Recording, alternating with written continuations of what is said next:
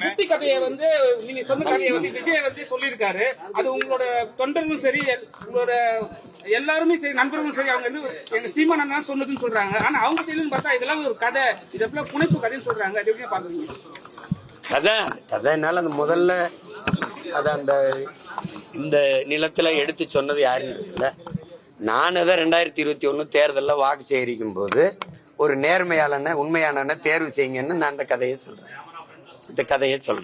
அதை தம்பி வந்து இன்னைக்கு அதை நான் வந்து இந்த நாட்டின் இளவரசனை தேர்வு செய்யறதுக்காக சொன்னேன். அடுத்த மன்னனை அவர் தளபதின்னு மாத்திட்டு அதை சொல்றாரு. அதுல வருத்தம் இல்லை. அது இப்போ ஒன்றிலிருந்து ஒன்று கட்டுறதை நான் எங்கேயோ கட்டுறதை நான் சொல்றேன். அவர் இதை கட்டுறது அண்ணன்ட்ட கட்டுறதை தம்பி இன்னொரு இடத்துல சொல்றாரு. அது தவறு ஒண்ணு. அரசியல் அனுபவத்துல சொல்லுங்க, மாநாட்டுக்கு கூடுற கூட்டம் எல்லாம் ஓட்டா வருமா? ஏன்னா சிரஞ்சீவி என்பது மாநாடு கூட்டினாரு, பெரிய இதோட லட்சக்கணக்காக இருந்தாங்க, கட்சியை கழிச்சிட்டாருங்க. தாவேகா மாநாட்டு கூட்டத்தை என்ன நினைக்கீங்க? அப்ப அவர் தெளிவா சொல்லிட்டாரு, எனக்கும் திமுக தான் போட்டி, மத்த யாருக்குன்னு உங்களை வந்து போட்டியில் சேர்க்க மாட்டேங்காரு. அது வந்து இப்போ போட்டின்னு நம்ம எல்லாரும் சொல்லலாம். இப்ப நானும் திமுகவும் போட்டின்னு சொல்லலாம், அதிமுக எங்களுக்கும் திமுகவுக்கும் தான் போட்டின்னு சொல்லுது. தம்பியும் அதே கருத்தை சொல்றாரு. இப்ப ஒரு எளிய ஒரு கேள்விதான்.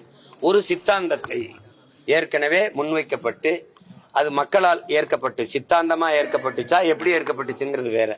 60 ஆண்டுகளுக்கு மேல அதிகாரத்தில் இருக்கிற ஒரு சித்தாந்த கோட்பாடு திராவிடம் திமுக அப்படின்னு. அந்த சித்தாந்தத்தை அதை தாண்டி இன்னும் ஒரு சித்தாந்தம், அந்த கொள்கை கோட்பாடுகளை தாண்டி ஆகச் சிறந்த கொள்கை கோட்பாடுகளை வச்சுத்தான் அதை வீழ்த்த முடியுமே ஒழிய ஒரு சித்தாந்தத்தை ஒரு சினிமா வந்து வீழ்த்திட முடியாது. உங்களுக்கு நான் சொல்றது புரியுதுன்னு நினைக்கிறேன். அவர்கள் திராவிடம் என்ற கோட்பாட்டை வைக்கிறாங்க, நாங்கள் அதல்ல தமிழ் தேசியம் என்ற ஒரு மாற்று கோட்பாட்டை வைக்கிறோம். இப்போ உங்களுக்கு எங்களுக்கு என்ன வேறுபாடுன்னு சொல்றோம். நீங்க வீழ்வது நாமாக இருந்தாலும் வாழ்வது தமிழாக இருக்கட்டும்னு சொன்னீங்க. ஆனால் இன்றைக்கு வீழ்வது தமிழாக இருந்தாலும் வாழ்வது நாமாக இருக்கட்டும்னு மாத்திட்டீங்க. எங்கும் தமிழ் எதிலும் தமிழ். நீங்க இப்ப எங்கேயும் இல்ல தமிழ்ங்கிற நிலைமைக்கு வந்துருச்சு. அதனால நாங்க அதை மாத்த நினைக்கிறோம். நம்ம ஒரு கோட்பாட்டை ஒன்னுலயும் மாத்திரம்.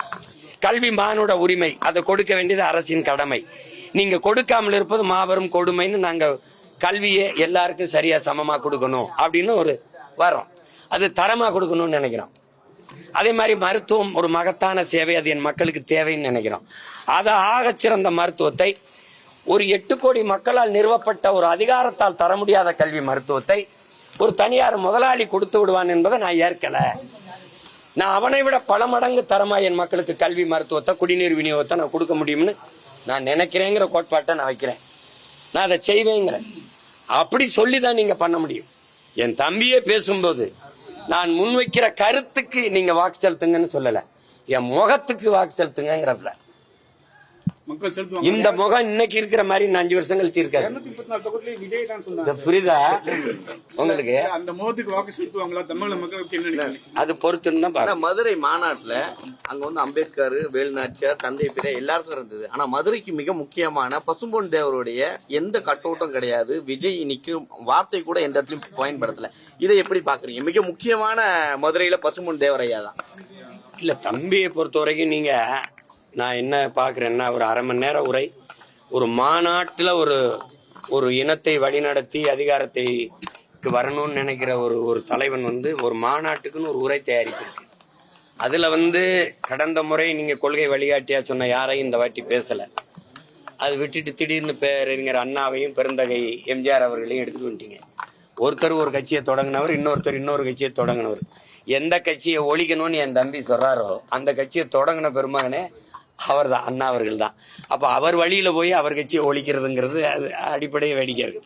2வது மதுரை அப்படின்னாவே என் தம்பி தராம பாருங்க. ஒண்ணு மீனாட்சி அம்மன் கோயில், வைகை, அப்புறம் நாங்க இப்ப ஜிகர் தண்டா, ராத்திரி இட்லி கடையெல்லாம் ஏப்பா விட்டாங்க, அதெல்லாம் அடையாளம். மதுரைன்னா அதுக்கு அது தேடி அதுக்கு சொல்லணும். அதை விட்டுட்டு அவன் பேசுற போது பாருங்க, எம்ஜிஆர் யாருன்னு தெரியுமா உங்களுக்கு? எம்ஜிஆர் யாருன்னு தெரியுமா? டேய் உனக்கு தாண்டா தெரியுது, எல்லாருக்கும் தெரிஞ்சுன்னா அவர் முதலமைச்சர் ஆகியிருக்கான், அவரை புகழ்ந்துருக்கான். புரியுது இல்ல? அவர் அப்பதான் அவர் தெரிஞ்சுக்கிறாரு எம்ஜிஆர் யாருன்னு. தெரியுதா? எங்க அண்ணன் விஜயகாந்த் தெரியுதான்னு நான் என்ன கேட்கிறேன், டேய் அவர் கட்சி ஆரம்பிச்சாப்ல, அவர் போட்டிட்டாரு. நான் கூட அவர் போட்டிட்ட அவர் கட்சி வேட்பாளர்கள்லாம் போய் ஆதரவா வேலை செஞ்சேன். ஏன் அவருக்கே போய் ரிஷிவந்தியத்துல வாக்கு சேகரிச்சேன்.